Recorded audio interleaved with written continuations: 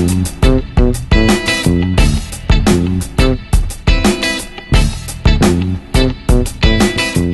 Zenfone 5 has a HD resolution, that means 720 pixels by 1280 pixels on a 5-inch screen, which means that it has a color density of about 219 220 pixels ppi, which is only average. So we're just going to see how the icons and all look here. So when you look closely, you would see that the icon faces are pixelated.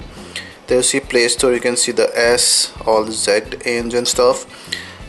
However, when you look it from a respectable distance, like how you would actually normally view a mobile phone, you would not see much of a difference. That's when you actually go right, maybe touch your eyelashes on the screen, you'll be able to see the pixel.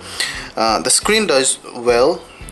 And there's one thing is that Asus actually intentionally kept the auto brightness to slightly lower level, maybe to save the battery, but the auto brightness we found actually make the brightness slightly lower than we would have liked. Now let's go and check out how it actually is. So when you lower the brightness to minimum, it looks this, which is quite decent. And then we'll go ahead and make it auto, which is slightly more but not much, and then we're gonna go ahead and we're gonna maximize it, and it's really bright and almost washes out the colors. So I would keep it in auto, but in auto sometimes, as I told you before, it's slightly on the lower brightness side. Let's go ahead and check out one of the photos and see how it renders the colors and stuff. So we've taken picture of our color card here, and this is the actual color card, and we're gonna match it in auto brightness. So if you see here, the gray color is decent, I would say. Then the pink color here is slightly darker than this one. The orange and red color palettes are fine, the yellow are fine, green is also fine.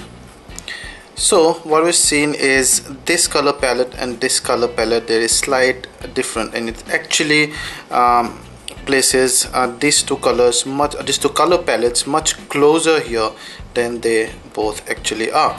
So probably when you've taken a picture and your picture has this or this color, you would see less difference between those color palettes than they actually are. Yeah, so let's go ahead and put our side, and let's see a real world example. For example, this one, it's a nice sunset photo, and we'll check the viewing angle, which is very good. It's a glossy screen, so at some point of time reflection would take over, but it's a very good viewing angle. Let's go ahead and confirm that by playing a video. Now we're gonna play a 1080p video and see how it looks. Yeah. And auto brightness, so that's the auto brightness. You see, as I told you, the auto brightness is quite dark actually, and if I increase the brightness a bit and make it like somewhere here, it actually makes it better.